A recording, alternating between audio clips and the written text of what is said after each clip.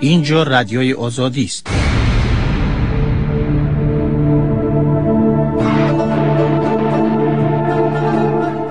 مجله فرهنگ و اندیشه.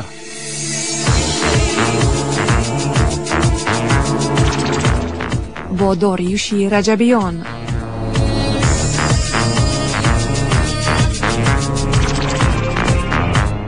درود بر شما.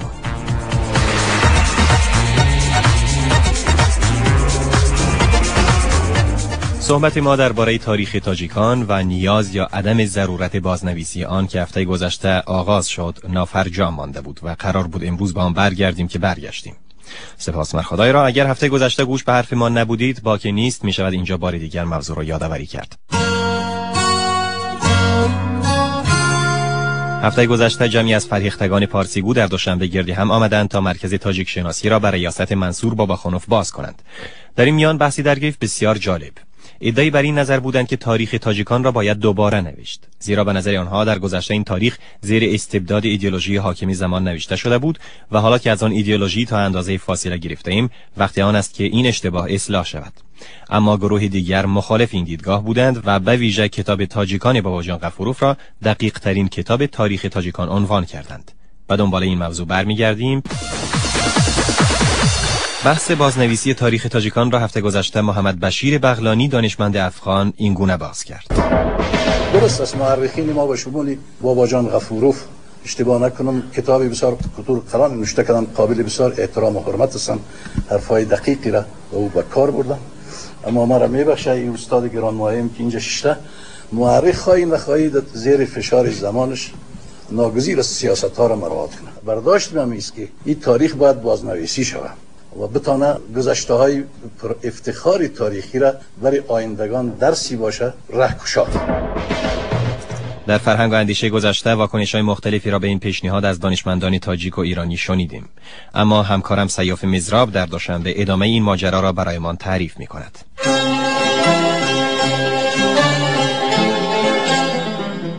зикриё акрамов ҳарчанд зидди покнависии тоҷикон аст, аммо меафзояд ки таърих догма ва ё илми шахшуда нест ва дар бархе маворид пажӯҳиши ҷадиди воқеёти таърихӣ талаби замон аст. چشم و اثر می‌رسیم که اون چیزی که مثال می‌گیریم دوره‌های اساسی تاریخ خلق تاجیک از روی بزرگ‌های باستانشناسی، از روی سرچشمه‌ها عمیق‌اند، اون رو مکمل کردن در گروه.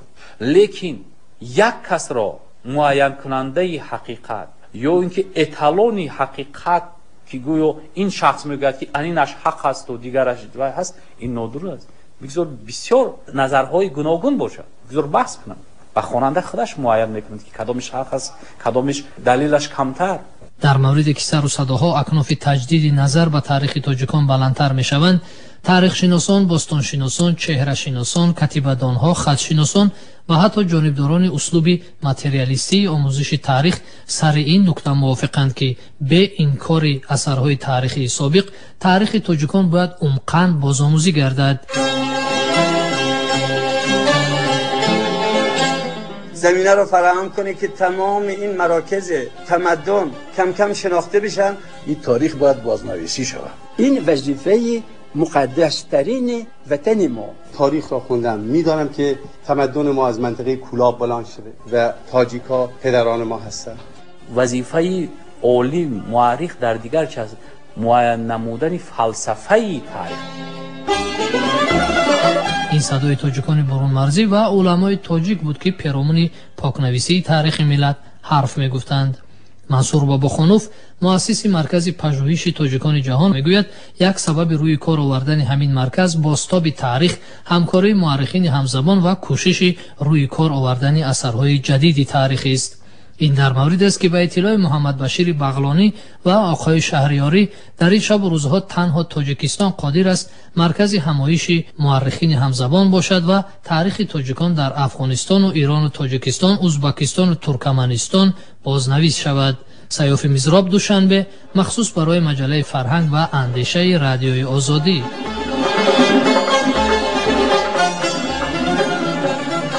پس از دریافت این گزارش زنگ زدم به منصور باباخونوف، تاریخ‌نگار سرشناس تاجیک و رئیس مرکز جدید تاجیک شناسی در دوشنبه و نظر او را درباره پیشنهاد بازنویسی تاریخ تاجیکان جویا شدم. آیا نیازی هست که تاریخ ما دوباره نوشته شود؟ به فکر من به این تاریخ تاجیکستان، تاریخ خلق تاجیک دوباره نوشته شود نادرست است.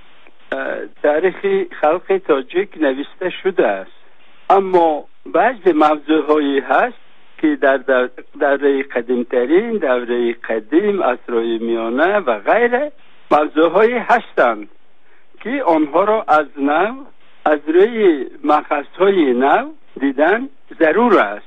بعضی بر این نظرند که استاد باباخونوف، بعضی بر این نظرند که احتمالاً این دوره‌هایی که تاجیکستان از آنها گذشت و مانند مثلا ایدئولوژی کمونیستی و پیش از آن جنبش‌های پانتورکیستی در آسیای میانه و مسائل دیگر تا اندازه تأثیر گذاشته روی تاریخی که درباره تاجیکان نوشته شده و حتی میگویند که شاید کتاب باباجان غفوروف را هم باید دوباره نوشت و یا شاید نکاتی را در این کتاب عوض کرد برای اینکه شاید در آنجا واقعیت‌ها تحریف شده. به نظر شما این درست است یا نه؟ درست. بعضی موضوعها هستند که اگر چند باباجان غفوروف را نوشتن و ای را باید دیگر نویس، از نو نویس. از جمله مسئله جدیدها عموما نه تنها در بخارا اما جدیدها در کشور ترکستان، عموما در آسیای میانه. بله. این یک موضوع است که حاضر فعلا باید تماما به دیگر معنی نویسن و دیگر چیز. از روی اونجا به چی معنی نوشته شده و برای چی باید عوض شود؟ به فکرم این زمانه سازی بود در دوره همون شوروی و باباجان غفوروف هم همچون شخص حزبی و خصوصا راهبر حزبی و نمیتوانست دیگر خیلی نویسد اون وقت. مثلا از جدیدها باید تصویر مثبت به دست داد یا تصویر منفی در کتاب تاریخ؟ نه، اینها از نقطه نظری مثبت باید دید. جدیدها را از نقطه نظری مثبت، همچون ترقی پرور. ولی درباره هویت تاجیک‌ها چطور؟ هر چیزی که در کتاب تاریخ امروز تاجیکستان نوشته شده درست است که هویت تاجیک‌ها کی بودند و چی بودند؟ چون بعضیا میگویند تاجیک از کلمه تاج میآید، بعضیا میگویند تاجیک از تازی میآید. یک چیز مشخصی درباره هویت تاجیک‌ها هست آیا که قابل اعتماد و باور باشد؟ این خیلی هست که کلمه تاجیک سابق در ادبیات ما هم داملا غفوروف و هم متخصصان دیگر می نویستند که کلمه تاجیک این در ابتدای قرن 11 پیدا شده است، اما تحقیقات نو نشان می دهد که در زبان قدیم هندوها کلمه تاجیک وجود داشته است و با 5 نمود و همه این تاجیک به معنای ایرانی 2000 سال قبل از این در هندوستان، 1500 سال پیش در تیبت همین گونه کلمه و با همین مضمون، یعنی مضمون تاجیک به معنای ایرانی در تیبت استفاده کرده می شده است. برای همین شما فکر میکنید که تاریخ تاجیکستان رو باید دوباره نوشت و این نکاتی رو که شما گفتید و جدید هست، تازه هست، اینها رو هم باید وارد کرد یا نه؟ بله بله بله. این موضوع و بعضی موضوعهایی که جنگ وطنی، جنگ گرجدنی سالهای 20 صورت گرفت، سالهای 1918 1925 تا ابتدای سالهای 30. بله. و پیشتر در دوره شوروی تماما دیگر معنی داد کرده میشه. آن نفرایی که ضد شوروی برآمدن همه آنها دشمن بودن، دشمن خلق بودن، دشمن ملت خود بودن که این البته غلط است. آنها وطن خود را حمایت کردند، نادرست گفتند که همه اینها دشمن بودن، همه اینها خلاف منفعت ملت خود بودن و این را حاضر، یعنی فعلا در زمان حاضر این را دیگر نوشته استادن و یکی از مؤلفایی که از دید نو این را آموخته استاده است این کمال الدین عبداللهیف می باشد، مورخ تاجیک، و به نزدیکی کتاب این باید برآید. پس در این صورت میتوان گفت که تاریخ تاجیکان را نباید دوباره نوشت بلکه باید اصلاح کرد. اون کتابی که وجود دارد را باید اصلاح کرد. بله بله. خیلی ممنون استاد، دست شما در نکنه. تشکر که با ما صحبت کردید.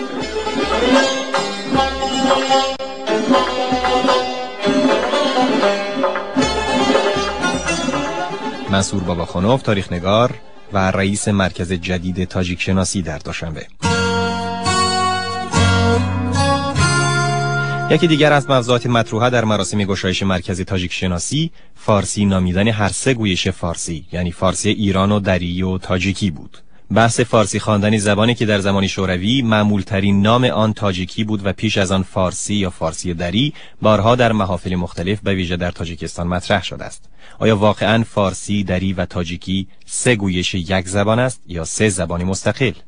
هیچ دانشنامه میان زبان و لهجه یا گویش خط مشخصی نکشیده است. اما آنچه بیش از همه در تعریف تفاوت میان زبان و لهجه آمده است چنین است: اگر دو فرد به هنگام گفتگو یکدیگر را در کل بدون کمک مترجم میفهمند، پس آن دو به یک زبان واحد صحبت میکنند.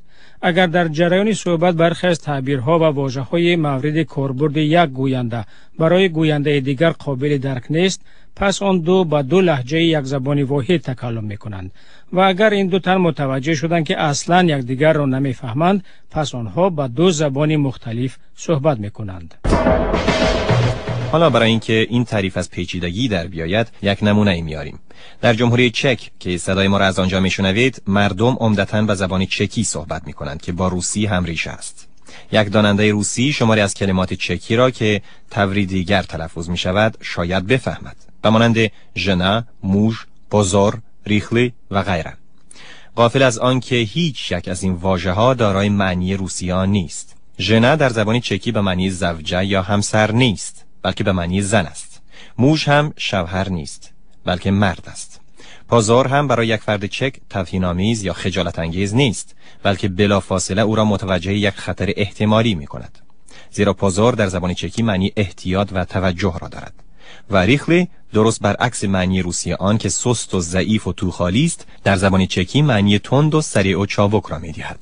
بدین گونه در مورد زبان‌های چکی و روسی بی پروا میتوان گفت که ما با دو زبان مختلفی سر کار داریم که ریشه‌های واحد اسلاوی دارد، نه دو گویش یک زبان. اما آیا میتوان همین ادعا را در مورد فارسی، دری و تاجیکی کرد؟ آیا مثلا واژه شرمندگی یا رسوایی که در تاجیکستان به کار میرود در ایران یا افغانستان معنی مثلا توجه یا احتیاط را میدهد؟ فکر نمی کنم. بدین گونه دو گویش یک زبان واحد می تواند تفاوت‌هایی داشته باشد، به مانند تفاوت‌های واژگانی یا حتی گرامری یا صرفی و نحوی، اما در عین حال باز هم متعلق به یک زبان واحد بماند. از این صحبت‌های پرطمطراق لحظه کنار می‌رویم و گوش به سخنان مردم عادی کوچه خیابان‌های دوشنبه می‌سپاریم که همکارم پیروی بای محمد برای ما چیده است.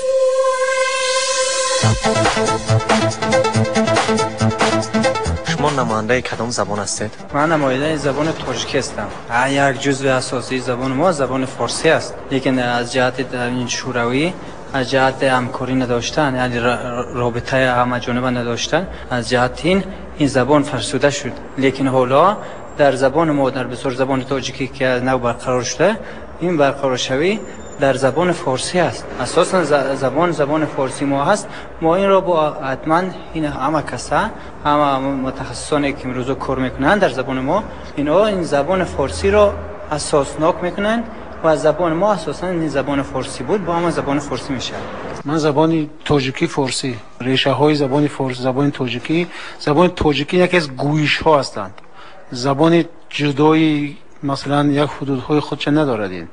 این در همون عرصه زبان فارسی، یک زبان فارسی را اگر ما یک درختی با تنومن گیریم، زبان تاجیکی یک از شاخه های همین زبان فارسی می باشد. زبان دری و مثلا زبان فارسی امروزه ایران و زبان تاجیکی امروزه تاجیکستان، اینا همش ریشش زبان فارسی است. من نماینده زبان تاجیکی فارسی، زبان فارسی، زبان تاجیکی، این هر جایش یک است. اگر یکیش پوست باشد دیگرش استخوان است، خون است. این زبان تاجیکی رو از فارسی جدا کردن این به فکرم بی‌معنیگی است. زبان تاجیکی، زبان فارسی این یکی است.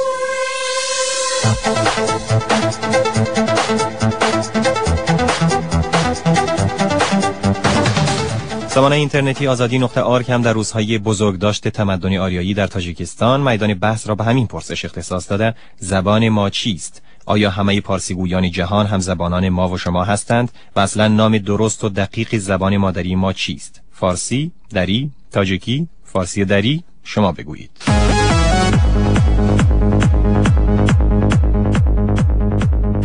از سوال و جواب با وزیران تا گفتگو با همدیگر آنچه شما را به تشویش می آورد، برخورد اندیشه ها و دلیل ها در میدان بحث آزادی نقطه پیجی است.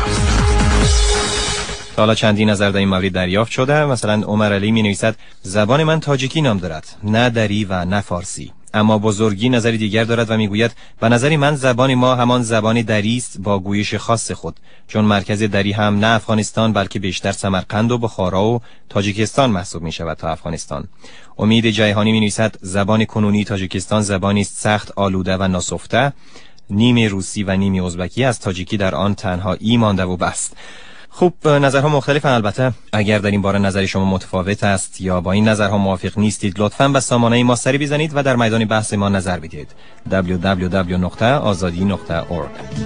ای دوستان در عالم بودیم یا نبودیم، بودیم یا نبودیم، در برگی گل چو شبنم بودیم یا نبودیم، بودیم یا نبودیم، کی آمدیم و رفتیم در داشتیم خانه، کی آمدیم و رفتیم در داشتیم خانه، با یاری خویش همدم بودیم یا نبودیم، بودیم یا نبودیم، با یاری خویش همدم بودیم یا نبودیم. این هم بحث نیست که با یک نگاه کوتاه موشکافی شود و نیاز بر رجوع دوباره دارد. ضمناً این بحث احتمالاً در همه جا و از جمله در خود همین رادیو آزادی هم ادامه دارد و معلوم نیست که سرانجامی خواهد داشت یا نه. از این رو انتظار داشته باشید، دوباره به این موضوع خواهیم پرداخت.